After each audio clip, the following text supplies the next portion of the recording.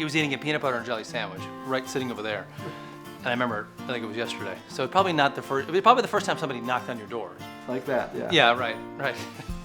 It would be hard for me to be behind a desk because I love meeting interesting people. I get plugged in by people, right? I get energy, I get interested. I think everyone has a story, and I think every story is interesting. I don't care who you are, I think you've got a story that can be told, and I'd like to know the little Reader's Digest version of your story.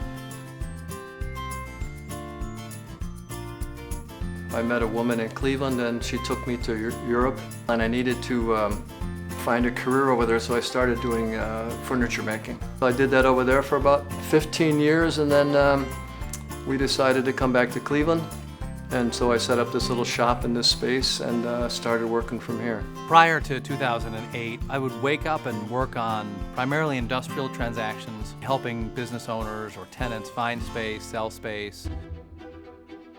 The stamping plant was kind of seen as a building that wasn't going to close, and it was among the first to go down, because if the Chrysler stamping plant could close, then far more could close also. And I just was determined that I wanted to be a part of the redevelopment.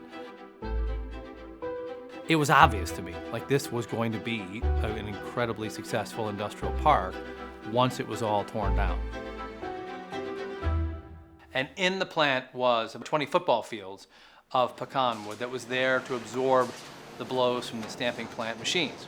Pecan wood, I guess, was a pretty common wood till the 70s when it got wiped out. We were demoing the building and I didn't want the pecan wood to go away, so I called a company called Rust Belt Reclamation. The wood was saved. It's now used in restaurants and law firms and homes in LA and Montana. But I always wanted a table that came from that wood, and my partners found extra wood.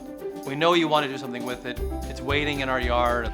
And I called around, and I don't know how Paul's name came up a whole bunch of times. So I just one day literally pulled up right outside his door and knocked on his door and asked him for help.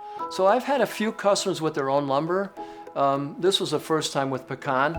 It's not a very common wood, actually, as far as furniture making goes. I think when people have something that comes out of their yard, that's something that they've had at their home, it's a connection. I mean, if you grow something in your garden, your tomatoes are the best tomatoes in the world, only because you grew them, and now you've taken a tree from your yard that may be an ancestral home even. This might have some history to it in the family, and you turn it into something useful. I think it's innate in people to take something from nature and make it useful, and then you cherish it more, of course.